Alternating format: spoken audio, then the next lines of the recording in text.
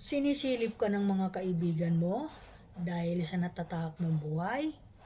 Naku, mga kaibigan, huwag po tayo magpapadala doon dahil ganyan talaga ang atin mga kaibigan at atin mga at pag may kaunting nakikita sa iyo at pag-uusapan ka, huwag ka magpadala doon guys, basta kumilos ka lang, gumawa ka lang ng mabuti na hindi ka nakakasagasa ng kapwa natin tao.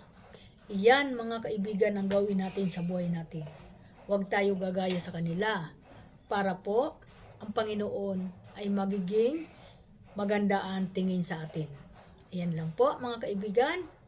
Yan, flex ko lang para po tayo ay natututo.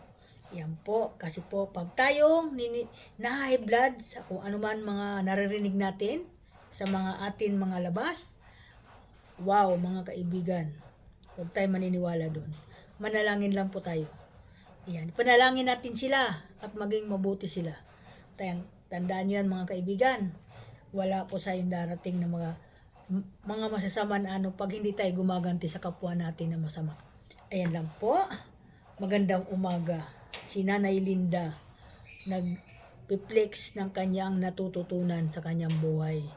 Okay? Bye-bye.